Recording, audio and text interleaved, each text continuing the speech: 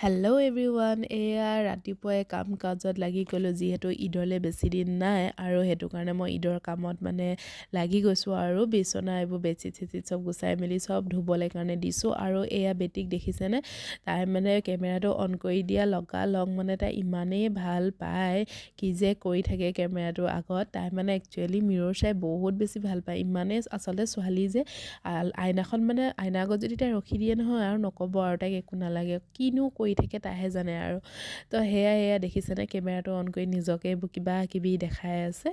তো এইফালে মই কামখিনি কৰি লৈছোঁ পটাপট, আৰু এইখিনি এতিয়া গোটেই কাপোৰখিনি মই এয়া মেচিনত দি দিলোঁ। এতিয়া মেচিনৰ মেচিনত কাম কৰি থাকিব, কাপোৰখিনি ধোৱা হৈ যাব আৰু তাৰ মই আহি গ'লোঁ পাকঘৰত আহিলোঁ। যিহেতু ডাঙৰ মানুহ সকলোৱে ৰোজা ধৰি আছোঁ, কিন্তু বেটিৰ কাৰণে আকৌ দিনত অকণমান হ'লেও কিবা এটা বনাব লাগে। তো এয়া খিচিৰিকে পাতি দিছোঁ, আলু বিট আৰু গাজৰ দি পেলাই। যিহেতু আকৌ আজি মাহঁতৰ ঘৰত ইফতাৰিও কৰাব, তালৈও যাব লাগিব। এইফালে আহি গ'ল অনলাইনৰ শ্বপিং দিছিলোঁ গ্ৰ'চাৰী বস্তুখিনি, তো সেইখিনি আহি গ'ল। এইখিনি এতিয়া গোটেইখিনি আকৌ সামৰিব লাগিব। কমটি কাম নে বাৰু, ভাবকচোন, এইখিনি সামৰাটো এটা কমটি ডাঙৰ কাম নেকি। এইখিনি গোটেইখিনি কৰি মেলি ল'লোঁ, আৰু ঘৰ যাওঁতে যে দেৰিয়ে হৈ গ'ল, দেখাবলৈ নোৱাৰিলোঁ আৰু বাকীখিনি একেবাৰে প্লেটিং দেখাইছোঁ। আৰু এয়াই আৰু আজি প্লেটিং। আৰু এইফালে এয়া শাহুমা অকণমান হেল্প কৰি দিছে, কাষ্টাৰ্ডবোৰ উলিয়াই মেলি অকণমান আৰু ৰেডি কৰি দিছে তেওঁ। আৰু এইফালে গোটেই প্লেটিংখিনি হৈ গ'ল, যিহেতু আমাৰ ওচৰৰ মানুহখিনি গোটেইখিনিকে দিব লাগে ন, এখন এখন প্লেট বিলাব লাগে। আৰু এইফালে আপোনালোকেতো জানেই অলৱেজ মিষ্টাৰে প্লেটিং কৰে।